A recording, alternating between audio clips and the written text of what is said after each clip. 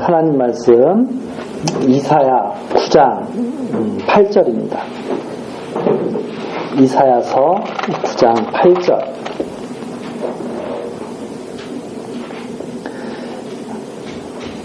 주께서 야곱에게 말씀을 보내시며 그것을 이스라엘에게 임하게 하셨은즉 모든 백성 곧 에브라임과 사마리아 거민이 알 것이오늘 그들이 교만하고 완악한 마음으로 말하기를 벽돌이 무너졌으나 우리는 다듬은 돌로 쌓고 뽕나무들이 찍혔으나 우리는 백향목으로 그것을 대신하리라 하도다. 그러므로 여호와께서 르신의 대적을 일으켜 그를 치게 하시며 그 원수들을 격동시키시리니 앞에는 아람 사람이요 뒤에는 블레셋 사람이라. 그들이 그 입을 벌려 이스라엘을 삼키리라. 그럴지라도 여호와의 노가 쉬지 아니하며 그 손이 여전히 펴지리라. 여호와께서 진노를 멈추지 않는 그 이유가 나와 있습니다. 여호와께서 왜 진노를 멈추지 아니하시느냐? 야곱에게 말씀을 보내시고, 야곱은 전체 야곱 족속을 말하죠. 이스라엘, 지금 이제 북쪽 이스라엘을 말합니다. 야곱 족속이 북이스라엘과 남유다로 이렇게 지금 나누어져 있죠. 나누어져 있는데 하나님께서 이렇게 말씀을 보내셨으면 다 알 텐데, 그 말씀을 다 들었을 텐데 그들이 교만하고 완악하다는 거죠. 원래 하나님의 말씀을 들으면, 그 말씀이 들리면 겸손해지고 마음이 부드러워져야 그게 말씀이 들린 거거든요. 그 말씀이 왔는데도 완악하고 교만하다는 것은 그 말씀을 듣지를 않고 있다는 말이죠. 그래서 완악하게 그들이 알 만큼 충분히 하나님께서 말씀을 다 전하고 또 여러 가지 그동안 은혜를 베풀고 섭리를 해오셨는데도 불구하고 그들은 아직까지도 교만하고 완악합니다. 그래서 뭐라고 말하냐면 벽돌이 무너졌다.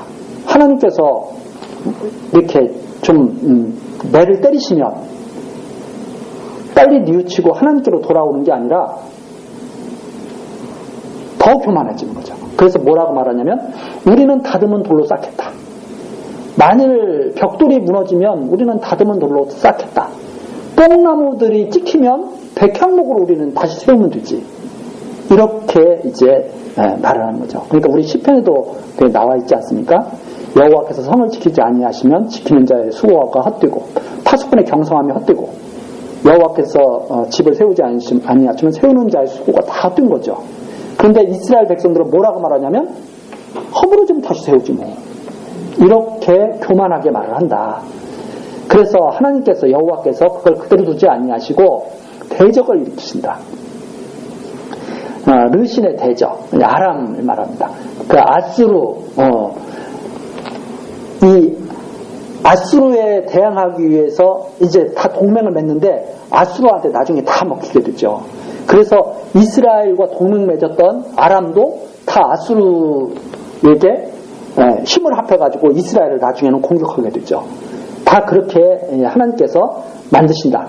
그래서 르신의 대적을 일으켜 그를 치게 하시며 그 원수들을 격동시키시리니, 즉 아수르를 통해서 완전히 이스라엘을 갖다가 치게 하신다. 이게 하나님의 지금 말씀입니다. 그래서 앞에는 아람 사람이고 뒤에는 블레셋 사람, 완전히 앞뒤에서 공격을 당하는 그런 이스라엘의 모습을 지금 보여주고 계시죠. 그래서 이스라엘을 삼키리라. 그럼 이스라엘이 이렇게 재앙을 당하면 하나님께서 노를 갖다 좀 그치실 수가 있잖아요. 그런데 이번에는 노를 그치지 아니하신다 하는 말입니다. 그래서 완전히 망하게 하시겠다 하는 그런 내용이 지금 계속 전해지고 있는 거죠. 13절서부터 17절까지는 백성이 미혹 당해서 멸망당한다. 그래도 하나님께서 노를 여전히 바라신다 하는 내용입니다. 이 백성이 오히려 자기들을 치시는 자에게로 돌아오지 아니하며 만군의 여호와를 찾지 아니하도다. 이 재앙을 당하면 빨리 하나님께로 돌아와야 이게 지혜가 있는 사람 아닙니까? 그런데 재앙을 당해서도 오히려 하나님을 찾지 않는 거죠. 그래서 14절 이러므로 여호와께서 하루 사이에 이스라엘 중에서 머리와 꼬리며 종려나무와 갈대를 끊으시리니, 그러니까 머리 꼬리 하면 처음부터 마지막 아닙니까? 맨 위에서부터 끝까지죠. 종려나무는 종려가지는 바로 귀한 그런 식물이죠. 그래서 종려가지는 바로 머리를 말하는 거죠. 갈대, 그럼 종려와 갈대를 보면 갈대는 또 별 볼 일 없는 그런 식물을 지금 상징하고 있죠. 그래서 머리와 꼬리, 종려나무와 갈대는 대칭이 되죠, 서로. 그래서 위에서부터 할 것 없이 밑에까지 완전히 다 하나님께서 다 치시겠다 하는 말입니다. 그래서 15절 나옵니다. 머리는 곧 장로와 존귀한 자요, 꼬리는 곧 거짓말을 가르치는 선지자라. 아주 비천한 자들이 바로 어떤 자냐면 거짓말 가르치는, 하나님의 뜻을 거짓으로 전하는 선지자, 아주 비천하게 보고 있는 겁니다. 그래서 이 머리와 꼬리를 다 끊으시겠다. 지도자도 다 끊고 이런 비천한 자들, 거짓말을 가르치는 선지자들까지도 다 끊어버린다. 그래서 16절 백성을 인도하는 자가 그들로 미혹해 하니 인도를 받는 자가 멸망을 당하는도다. 인도를 받는 자가 멸망을, 누가? 거짓말 가르치는 자들한테 인도받는 자들 다 멸망을 당할 때까지 하나님이 그대로 두시지 않는다. 그래서 예수님도 그렇게 비유를 하시죠. 소경이 소경을 인도한다. 소경이 소경을 인도한다. 아니, 눈이 밝은 사람이 인도에 가야죠. 그런데 소경이 소경을 인도하면 어떻게 되겠어요? 다 망하는 거죠. 바로 그런 것과 방구런 겁니다. 16절에 보니까 백성을 인도하는 자가 그들로 미혹해. 백성을 인도하려면 정말 하나님의 말씀으로 올바르게 인도해야 되지 않습니까? 그런데 인도를 받는 자가 멸망을 당한다. 17절입니다. 이 백성이 각기 설만 경건치 못해서 하나님을 갖다가 하나님께 패역하는 것이죠. 그래서 이 백성이 각기 설만하며 악을 행하며 입으로 망령되이 말하니 그러므로 주께서 그 장정을 기뻐 아니하시며 그 고아와 과부를 궁일히 여기지 아니하시리라. 그럴지라도 여호와의 노가 쉬지 아니하며 그 손이 여전히 펴지리라. 하나님께서 그냥 다 머리와 꼬리까지 다 자르시는데도, 다 치시는데도 하나님께서 진노를 멈추지 않으시는 거예요. 완전히 다 망하게 하실 때까지. 그래서 18절로 넘어갑니다. 네. 엄청나게 또 이 백성이 탐욕을 부리죠. 그러니까 하나님의 말씀을 잘 듣지 않는 자들이 어떤 백성인가가 여기 아주 적나라하게 나옵니다. 하나님의 말씀을 잘 듣지 않으면 교만한 자들이고 완악한 자들이고 백성들을 미혹하고 그리고 거짓말하고 다 이런 짓들을 하는 거죠. 그 다음에 18절 보니까 악행은 불태우는 것 같으니 곧 진려와 형극을 삼키며 빽빽한 수풀을 설라서 연기로 위로 올라가게 함과 같은 것이라. 악행은 뭐냐? 결국은 파멸로 이끄는 게 악행이죠. 사람들은 악행을 해서 잘 살려고 하는 사람들이 있습니다. 그게 악인들이잖아요. 자기들이 악행을 하면 자기들은 견고하게 오래 살 걸로 생각을 하죠. 그러나 하나님 말씀은 악행은 바로 파멸로 이끄는 거죠. 그래서 19절 만군의 여호와의 진노로 인하여 이 땅이 소화되리니 백성은 불에 타는 섬나무와 같을 것이라. 사람이 그 형제를 아끼지 아니하며 우편으로 움켜줄지라도 줄이고 좌편으로 먹을지라도 배부르지 못하여 각각 자기 팔의 고기를 먹을 것이며. 이 비유죠. 이 악행을 하는 자들은 또 어떤 특징이 있냐면 탐욕스러워요. 탐욕스러워가지고 하여튼 손에 움켜주려고 그러죠. 이게 베풀 줄을 모르고 손에 이렇게 움켜주려고 그럽니다. 손에 움켜주려고 그러는데 움켜준다고 해서 배가 부르냐? 줄인다 이 말이죠. 줄인다. 좌편으로 먹을지라도 배부르지 못하고 항상 모자란 거죠. 악행. 그래서 하나님의 말씀을 잘 듣는 자들은 지족함이 있습니다. 하나님이 주신 거에 대해서 감사함이 있고 오늘 하루 편안히 자고 오늘 하루 먹고 마실 것이 있으면 하나님께 찬양하는 거죠. 근데 악행하는 자들은 항상 움켜주려고 그래요. 그래서 그걸 탐욕스럽게 해서 출애굽하고 나서 광야 생활할 때도 백성들이 탐욕 부리는 것을 하나님이 아주 싫어하셨죠. 메추라기를 갖다가 딱 내리고 만나를 주시는데 백성들이 막 탐욕스럽게 막 그걸 막 다 모아들이는 거죠. 하나님께서 치시죠. 만나를 내려주실 때도 항상 어떻게 만나를 내려주셔요? 그날 먹을 것. 사람들은 내일 먹을 것도, 우리도 지금 그러잖아요. 내일 먹을 것 때문에 고민을 많이 하잖아요. 내일 먹을 거. 막 고민을 많이 해요. 그게 우리가 연약한 모습이죠, 사실은. 왜 그런가 하면 그걸 마련해 놓으면 우리는 안전할 거라고 생각을 해요. 그런데 사실은 하나님께서 진짜 안전한 요새가 되시는 거죠. 하나님이 오늘도 함께 하시니까 우리들이 오늘 하나님과 함께 우리가 동행하는 거고, 내일도 하나님이 함께 하실 것이니까 내일도 우리가 동행하면서 살 수가 있는 건데, 말씀을 듣지 않으면 내일은 하나님이 없으니까 우리가 준비해놔야 되는 거죠. 이제 이런 마음의 중심이 가 있으면 자기도 모르는 사이에 하나님을 떠나서 자꾸 그 물질을 움켜쥐고 잡으려고 그런 삶을 살게 되는 거죠. 그러나 우리가 물질을 갖다가 막 쓰라는 말이 아닙니다. 하나님께서 주신 물질을 소중하게 우리가 아껴서 잘 써야 되죠. 좋은 일에 써야 되고 선한 일에 써야 되는데, 우리의 마음의 중심은 항상 어떻게 있어야 돼요? 하나님이 함께 하실 때 오늘도 우리가 잘 살 수 있는 거고, 하나님께서 함께 하실 때 내일도 잘 살 수 있는 것이다. 하나님께서 함께 하시지 않으면 아무리 오늘 물질을 많이 모아놔도 내일 가면 줄인다 이 말이죠. 그래서 여기에 지금 그런 말씀을 하시는 겁니다. 악행이 뭐냐? 우편은 막 움켜져가지고 탐욕을 부려요. 그러나 배부르지 못한다. 자기의 얼마나 탐욕스러우면 자기 팔의 고기를 먹겠어요. 자기 팔을 막 뜯어먹는 거죠. 그게 비유죠. 그만큼 탐욕스럽다 이 말입니다. 그래서 21절, 므낫세는 에브라임을, 이게 므낫세와 에브라임은 요셉 지파 아닙니까? 같은 형제예요. 완전히 이스라엘 지파 중에서도 형제예요. 그런데 므낫세가 에브라임은 므낫세를 먹을 것이요. 형제들끼리 뜯어먹는 거죠. 형제들끼리 서로 우애 있게 잘 지내야 되잖아요. 서로 도우면서.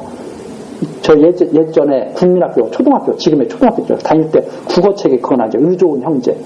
볏집을 갖다가 서로 볏단을 갖다가 밤중에 날라다 주고 했다가 나중에 하나 줄질 않아요. 자기 걸 갖다 놓으면 형은 동생한테 갖다 주면 형 볏집이 줄어야 되는데 그 다음날 보면 똑같은 거예요. 그 왜 그런가 했더니 동생도 형한테 갖다 놓는 거죠.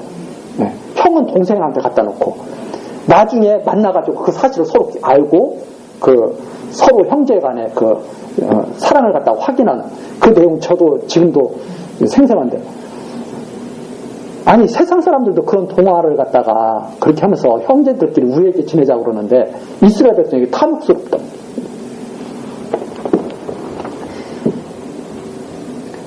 그렇게 해가지고 므낫세가 에브라임 므낫세를 먹다가 욕심이 더 하니까 둘이 힘을 합쳐가지고 유다까지 또 치려고 그러는 거죠. 그게 바로 북쪽 이스라엘이 남쪽 유다를 치려고 들어오는 거죠. 아니 형제를 서로 지켜주지를 못할 망정 자기들이 와서 형제를 치고 뺏어가려고 그래요. 그러면 어떻게 되겠어요? 완전히 망하는 집안 아닙니까 이거? 그렇게까지 망가지는 거죠. 그러니까 이 정도가 되면 집안이 완전히 끝장난 거예요. 이제 형제들끼리 서로 죽이고 그러면 끝장난 거잖아요. 그러면 하나님께서 이제는 내가 그만 진노를 해야 되겠다 이렇게 하고 하나님께서 돌이키시는 게 아니라 그래도 진노하신다 이 말이에요. 왜? 그들이 너무나 탐욕스럽고 그러니까 이게 하나님 백성의 마지막 가는 모습이죠. 이 백성에게 희망이 어디 있어요? 하나님께서 자비를 은혜를 베푸시기만을 기다릴 수밖에 없는 거죠 이제. 그래서 이렇게 하나님께서 진노를 계속 하시니까 그걸 이사야 선지자가 계속 듣고 바랄 것이 뭐밖에 없어요. 하나님 여호와가 바랄 것이 없어요. 그래서 우리 앞에 다시 나오잖아요. 8장 다시 한번 가서 보시죠.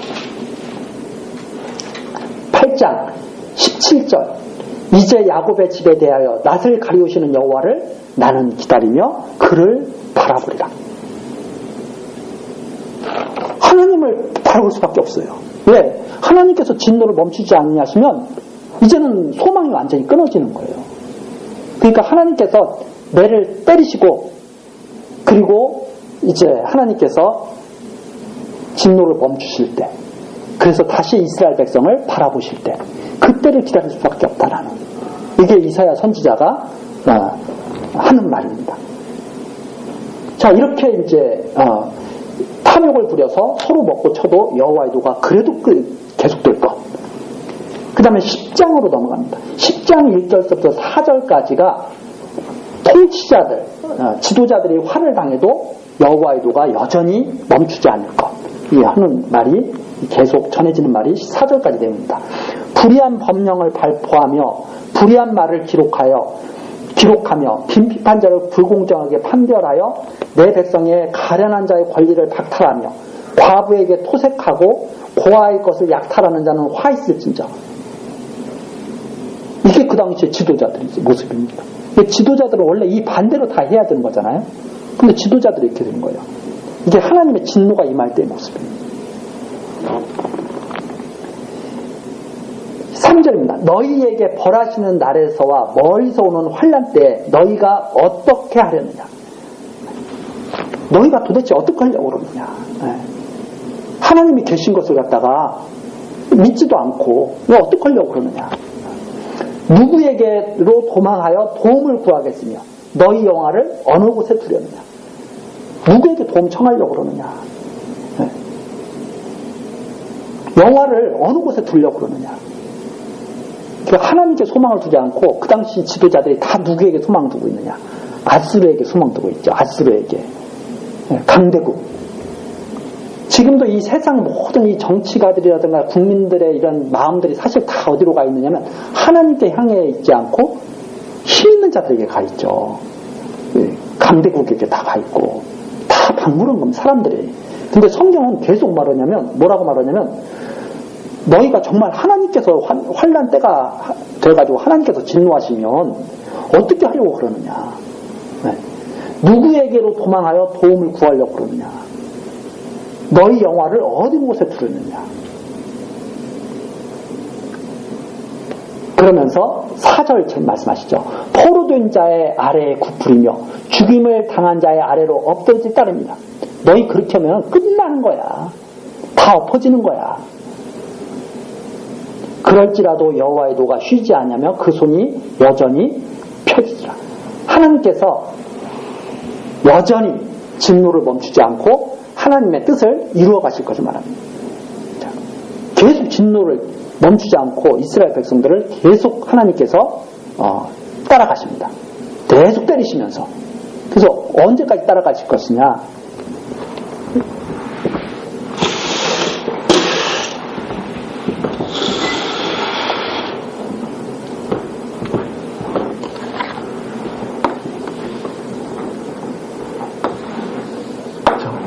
지금 이사야가 여기서 예언하고 있습니다.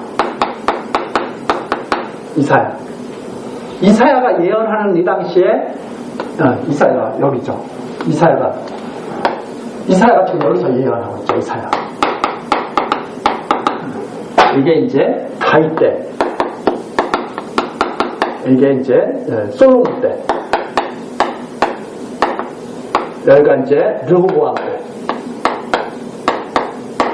예, 다윗이 예수님 오시기에 약 1000년 전이라고 그랬지 않습니까? 이사야는 예수님 오시기에 한 700년 전이거든요. 이 다윗 왕의 시대로부터 300여 년 정도가 흐른 거예요. 이사야가 지금 예언합니다. 하나님께서 너희 진노를 계속하신다. 왜 그렇게 하나님 말씀을 듣지 않느냐? 이 진노를 계속하시는데 이때 북쪽 이스라엘이 남쪽 유다를 치려고 그러죠. 연합군 만들어가지고. 그런데 이 북쪽 이스라엘이 남쪽 유다 예루살렘을 치려고 하다가 예루살렘을 정복하지 못하고 오히려 북쪽 이스라엘이 망하게 된다는 말이죠. 그게 바로 아수르에 의해서 망하게 됩니다. 아수르에 의해서 722년에 망하게 되죠. 그러니까 망하기 바로 전에 이사야 선지자가 예언하는 거예요. 지금 북쪽 이스라엘 망한다 너희들. 왜 하나님 말씀을 그렇게 전해줬는데 안 들었느냐. 지금 하나님 말씀을 계속 전해주고 있었거든요. 그런데 안 듣는 거예요. 아브라함에게 복의 근원이 되게 하신다고 계속 쭉 하나님 말씀을 안 들으니까 이제 하나님께서 더 이상 이제 너희들을 그대로 두지 않으냐 하신다. 망하게 하신다. 720년. 여기 망하면 하나님의 진노가 멈추느냐? 안 멈추다는 말입니다. 그럼 언제까지? 이제 그 뒤에 586년 여기 아수르가 망한 다음에 북쪽 이스라엘이 망한 다음에 남유다는 바벨론에 의해서 망하죠. 예루살렘 멸망.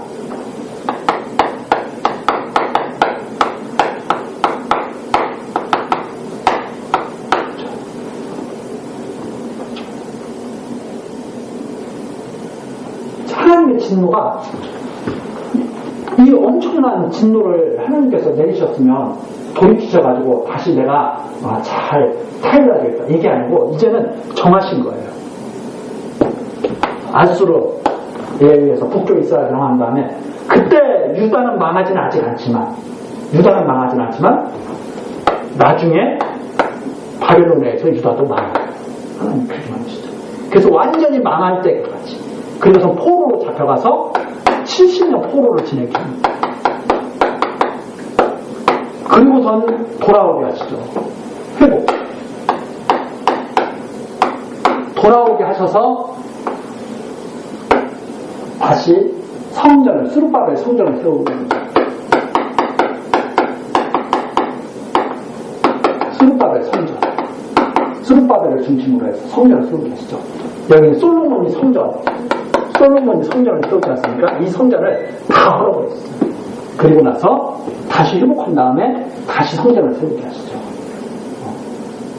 이 역사가 지금 쭉 펼쳐지는 것을 이사야 선지자가 지금 미리 이렇게 둘 거 다 예언하고 이대로 지금 이루어 나가시는 걸 하나님을 지금 알게 하시는 겁니다.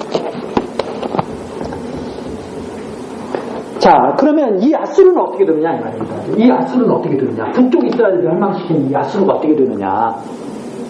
그 내용이 이제 10장 5절서부터 34절까지 나오는 거예요. 자, 지금 아수르가 지금 북쪽 이스라엘을 멸망시키지도 않았어요, 아직 멸망시키지도 않고 이제 곧 멸망시킬 거예요, 이제. 이때 이사야 선지자 있을 때가 아수르가 북쪽 이스라엘 멸망시키고 이제 내려오는 거거든요. 그러니까 이게 지금 동시대다 이 말입니다. 이게 동시대.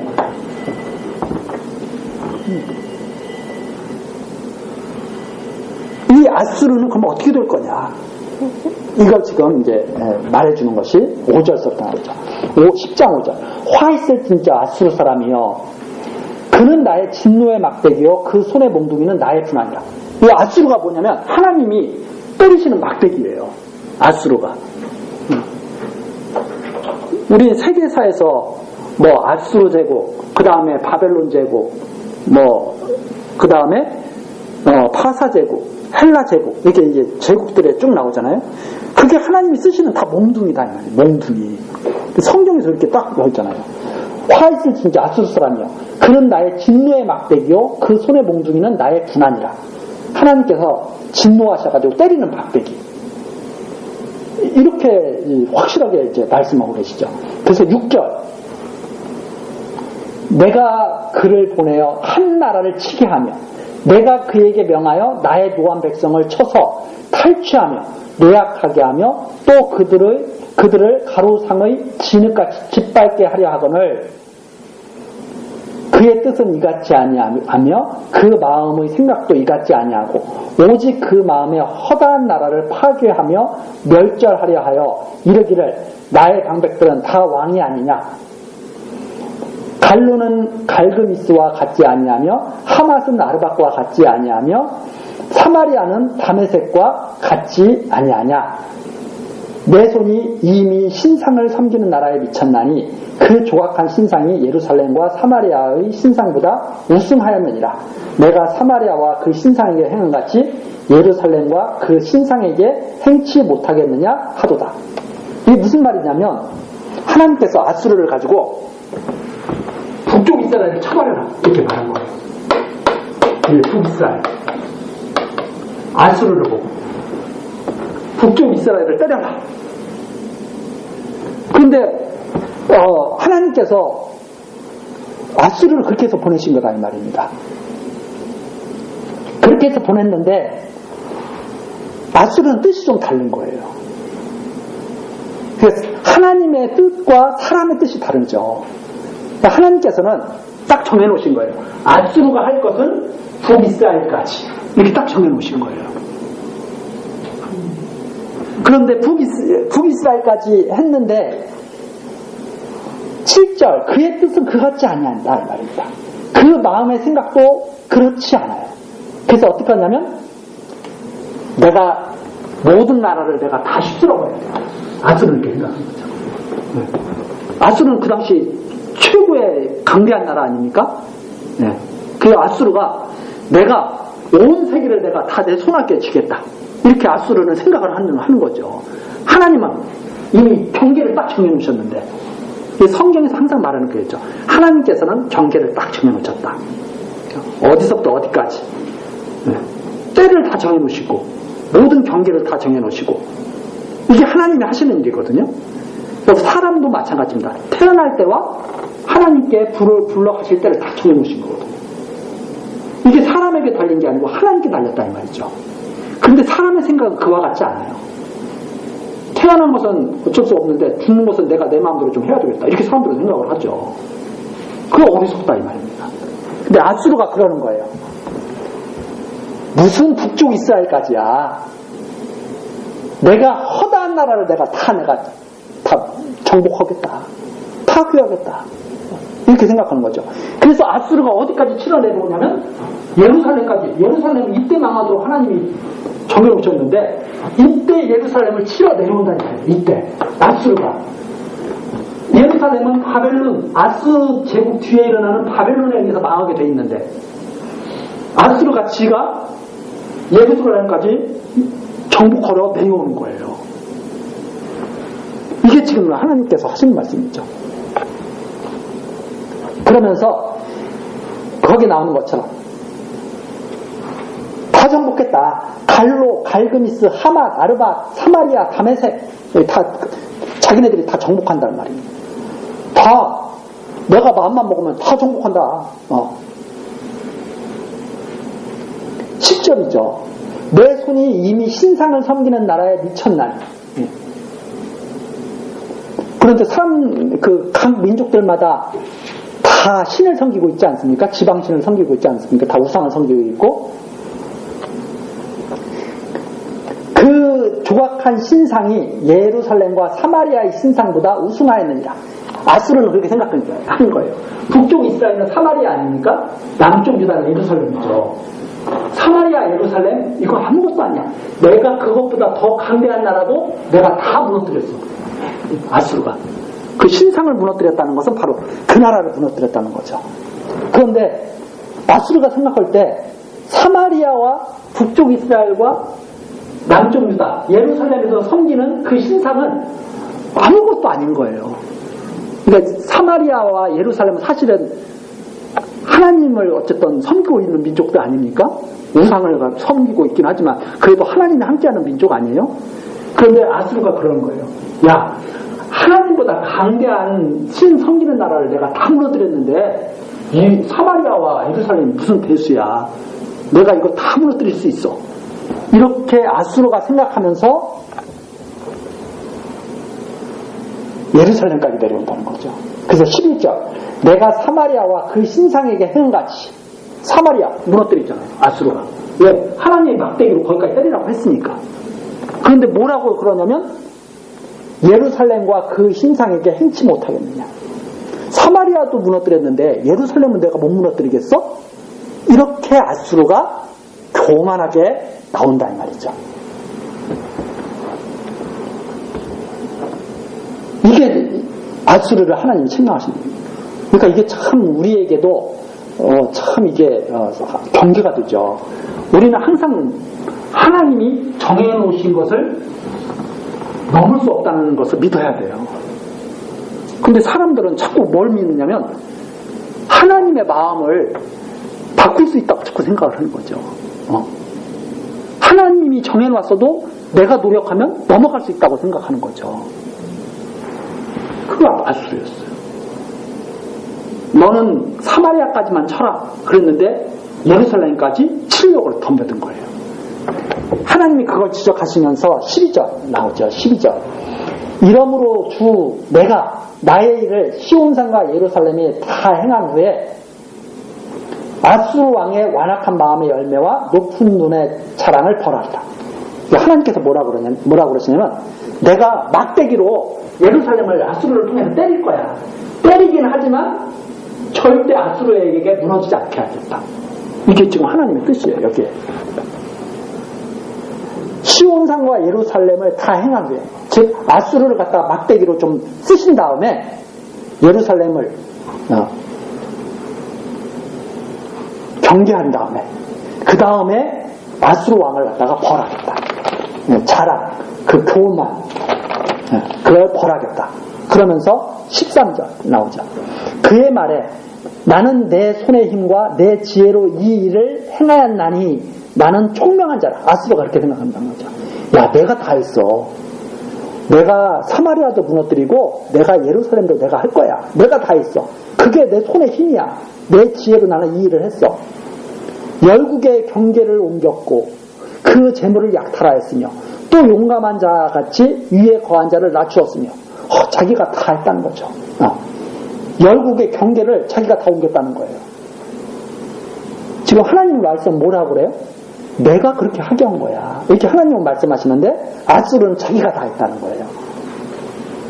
그래서 14절 나의 손으로 열국의 재물을 얻은 것은 새 보금자리를 얻은 것 같고 온 세계를 얻은 것은 내어버린 알을 주운 같았으나 날개를 치거나 입을 벌거나 지저귀는 것이 하나도 없었다 하는도다.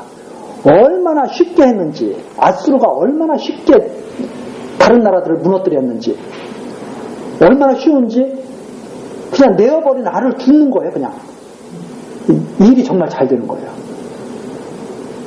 자, 우리 사람들도 그러잖아요. 나는 하는 일마다 다 잘 돼. 내가 얼마나 능력이 좋은지 막 그렇게 막 자화자찬하는 사람들 있죠. 엄청난 교만이죠. 하나님께서 허락하시니까 되는 거예요. 그 당시 아수르가 왜 이렇게 모든 나라를 다 치고 이랬느냐?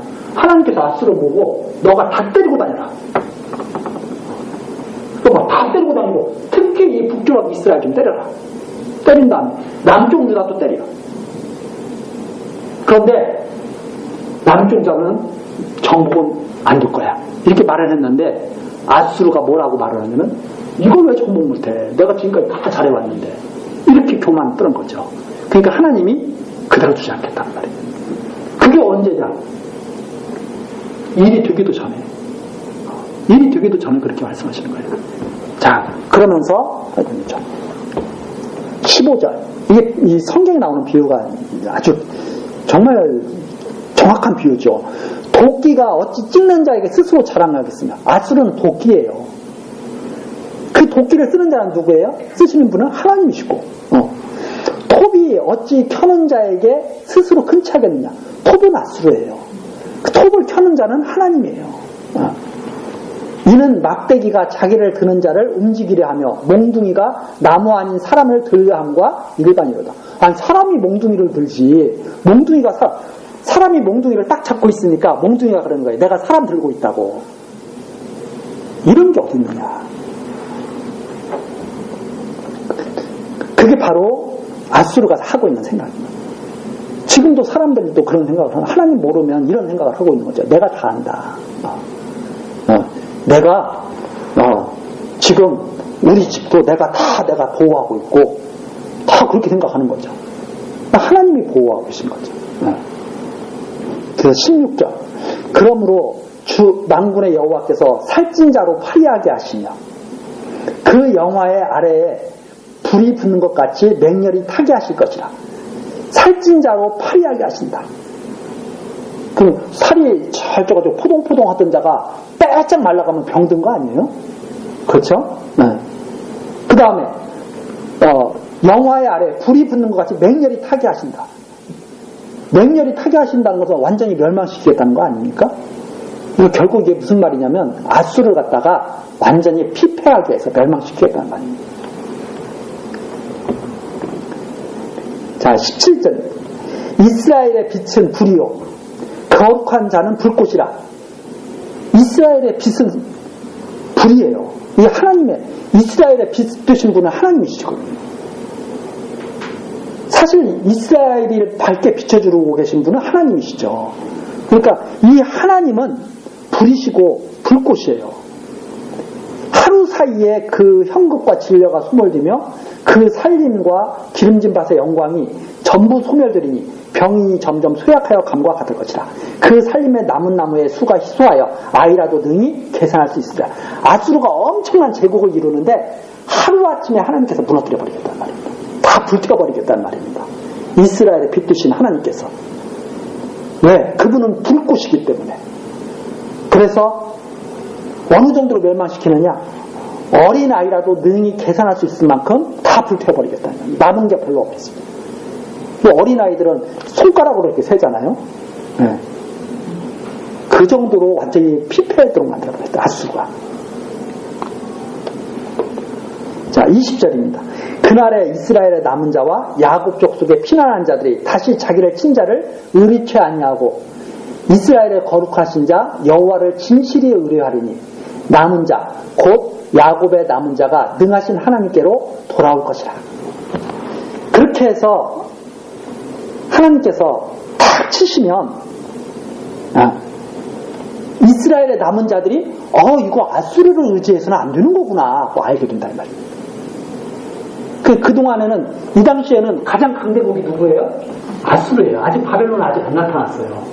이제 바벨론이 아수르를 무너뜨리는 거죠. 바벨론 느부갓네살이 아수르를 무너뜨리는 거거든요. 지금은 아수르가 강대한 나라예요. 바벨론은 그 안에서 꼼짝 못해요. 그런데 이 아수르가 너무나 강대하다 보니까 북쪽 이스라엘도 아수르만 바라보고 좋아해요. 저 아수르하고 친하게 지내면 얼마나 좋을까. 남쪽 유다도 저 아수르하고 친하게 좀 얼마나 좋을까. 그래서 북쪽 이스라엘이 쳐들어오려고 그러니까 아수르와 동맹을 맺고 나 좀 도와달라고 그러는 거 아니에요.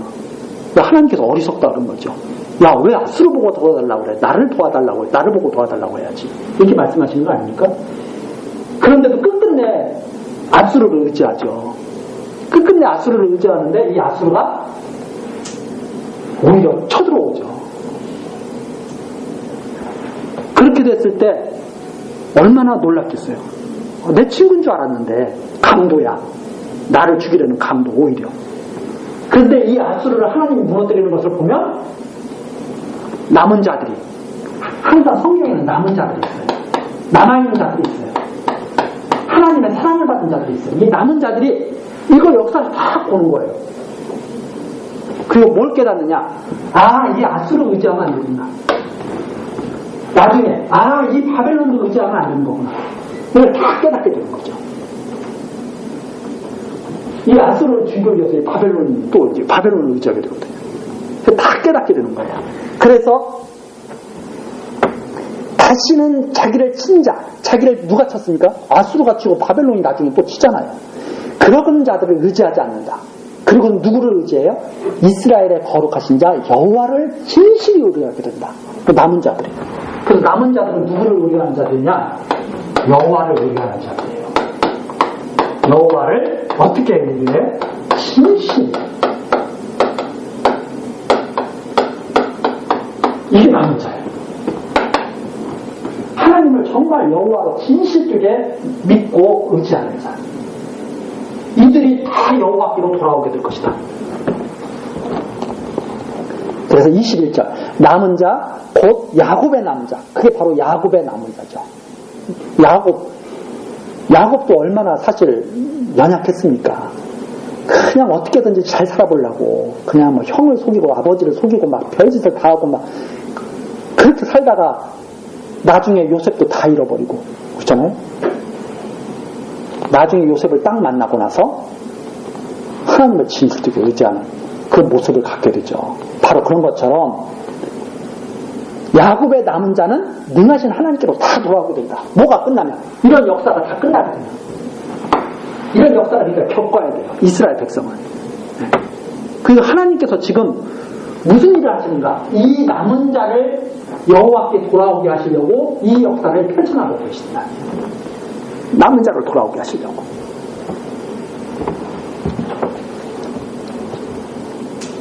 자, 그래서 22절입니다. 이스라엘이여 내 백성이 바다의 모래 같을지라도 참 이게 참 마음이 좀 아픈 얘기죠. 이스라엘 백성이 바다의 모래같이 많아요. 아브라함에게 말씀을 주죠. 하늘의 별들을 봐라. 바닷가의 모래알처럼 너희 백성들을 많게해주겠다. 아브라함에게 하나님께서 그렇게 말씀을 하시는데 그 백성이 정말 70여 명이 애굽에 내려가서 야곱 때 70여 명이 애굽에 내려가서 출애굽할 때는 60만 명이 돼가지고 남자 장정만 얼마나 정말 하나님의 은혜 가운데 생육번성했습니까? 그런데 그 내 백성이 바다의 모래같이 그렇게 많이 생육했어도 남은 자만 돌아온다. 이게 하나님이 하시는 거예요. 그게 다 돌아오는 게 아니에요. 남은 자만 돌아온다. 이 역사를 이루고 나시면. 그래서 참 이 하나님께서 하시는 이 일이 정말 두려운 일이죠. 그래서 넘치는 공의로 회멸이 작정되었습니다. 이 공의입니다. 그래서 아무나 하나님의 자녀가 되는 게 아니에요. 아무나 하나님의 자녀가 되는 게 아니라 남은 자만 하나님의 자녀가 되는 것이다. 이게 성경에서 계속 강조하고 있는 내용입니다. 약속의 자녀라야 시로 여긴다. 있잖아요. 아브라함에게 이삭과 이스마엘이 있어도 누구만 남게 돼요? 이삭만 남게 되죠. 또 이삭에게 야곱과 에서가 났어도 누가 선택받게 돼요? 야곱만 선택받게 되죠. 그게 태어나기도 전에 이미 작정되어 있어요. 예정되어 있어요. 그게 여기 나옵니다. 23절. 이미 작정되었은즉 주 만군의 여호와께서 온 세계 중에 끝까지 행하시리라. 이 세계가 끝날 때까지 그 작정된 대로 완전히 다 이루실 것이다. 그렇죠? 그래서 우리 이번 그 부활절 이렇게 생각하셔서 우리 교회에 이렇게 오신 그 집사님이 말씀을 들으면서 작정과 예정을 말해주는 교회가 없더란 말이에요. 저한테 하신 말씀이 그 말이에요. 작정과 예정을 이렇게 정확하게 말해주는 교회가 없더라. 그래서 하도 답답해가지고 그 친구분이 목표로 하고 계신다고 하더라고요. 그래서 가서 물어봤대요.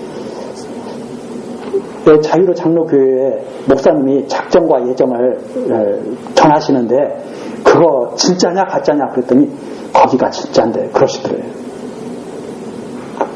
그래서 물어봤대요. 또 물어보셨대요. 근데 왜 교회에서 그런 걸 잘 안 전해? 그랬더니 그거 전하면 골치 아픈 일이 많이 생기거든. 그러더래요. 뭐가 골치 아픈 일인지는 모르지만 이 작정과 예정. 성경에서 작정과 예정을 말하지 않으면 뭘 말하냐는 말입니다. 작정과 예정. 이미 작정되었으니까 반드시 이루실 거죠. 근데 그래서 역사가 이대로 이루어져 가는 거예요. 작정된 대로. 그 미리 말씀하신 거죠. 왜? 하나님이 작정된 대로 이루시는 것을 알게 하시려고. 그래서 하나님의 이름이 찬양받게 하시려고. 여호와. 언약하신 대로 이루시는 하나님이잖아요. 작정과 예정하신 대로 이루시는 하나님이죠. 작정. 그래서 남은 자만 돌아옵니다. 이미 공의로 다 작정됐다. 끝까지 행한다. 그래서 아무나 하나님께로 돌아오는 것이 아니다. 아무리 숫자가 많아도 남은 자만 돌아오게 된다. 이것이 여기 지금 하시는 말씀입니다. 그러면서 24절 나오죠. 24절. 주 만군의 여호와께서 가라사대 시온에 거한 나의 백성들아. 이게 남은 자죠. 남은 자들을 부르시는 거예요. 남은 자. 아수르 사람이 애굽을 본받아 막대기로 너를 때리며 몽둥이를 들어 너를 찔지라도 그를 두려워 말라. 다 아수르를 두려워하죠. 그러나 남은 자들 보고는 두려워하지 말라 그럽니다. 그러면서 25절. 내가 불구에 오래지 않아서 짧은 시간 내에 그렇죠? 내게는 분을 그치고 노를 옮겨 그들을 멸하리라 하시도다. 아수르는 내가 멸해버릴 거야. 그러니까 너희들은 너무 아수르를 두려워하지 말라. 26절입니다. 만군의 여호와께서 책찍을 들어 그를 치시되 오렙 반석에서 미디안 사람을 쳐 죽이신 것 같이 하실 것이며 막대기를 드시되 바다를 향하여 애굽에 드신 것 같이 하실 것이다.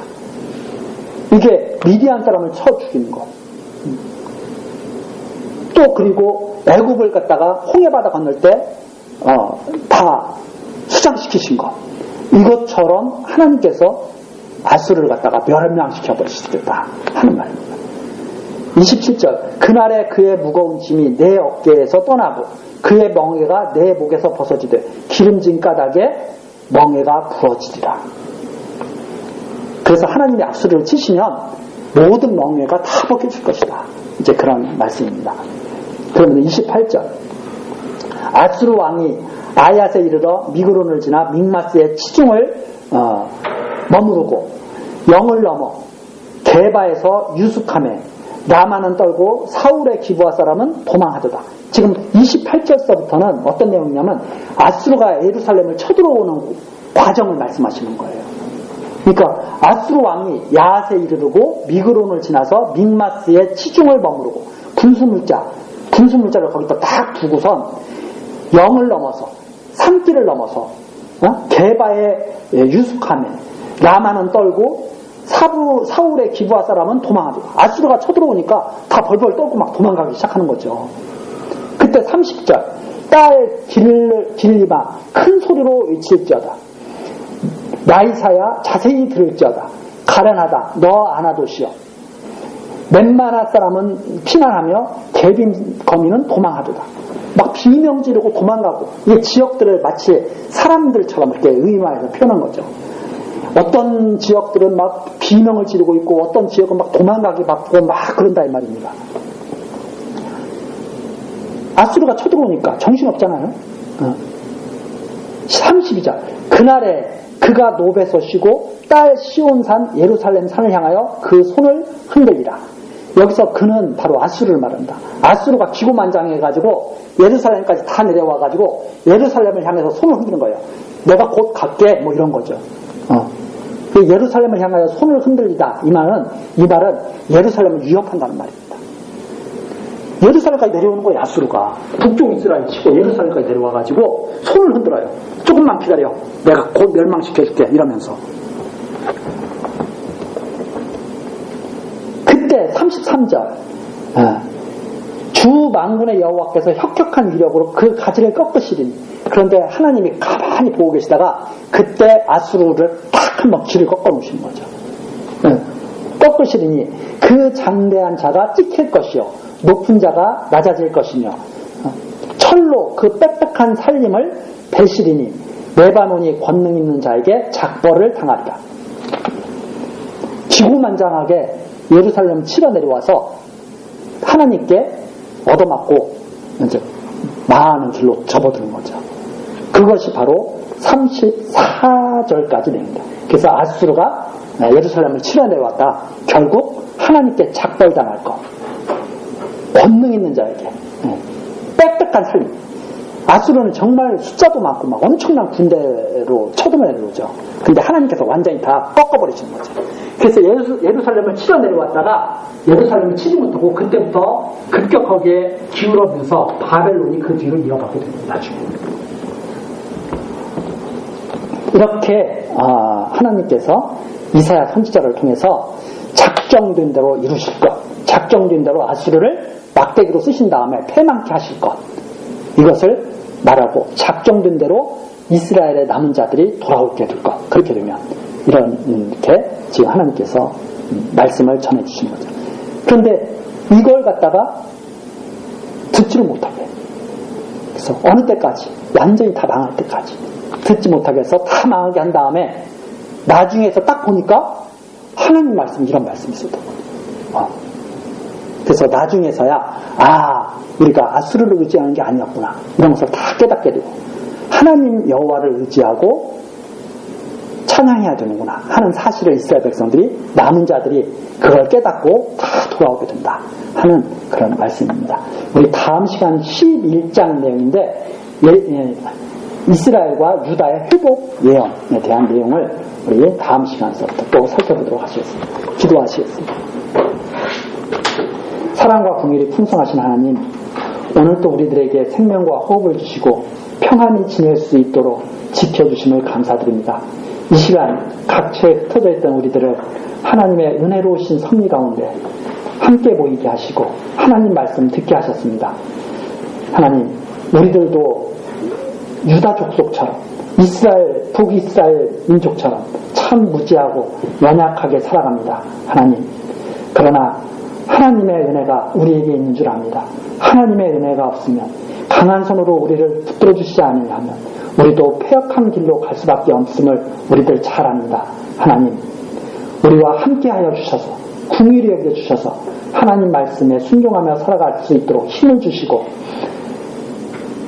헛된 길로 빠지지 않도록 하나님의 공의의 길을 따라갈 수 있도록 인도하여 주옵소서. 성령의 역사하심이 우리에게 나타나게 하셔서 하나님 찬양하며 참으로 지혜롭게 살 수 있도록 지켜주시옵소서. 모든 것 예수 그리스도의 이름으로 기도드리옵나이다. 아멘.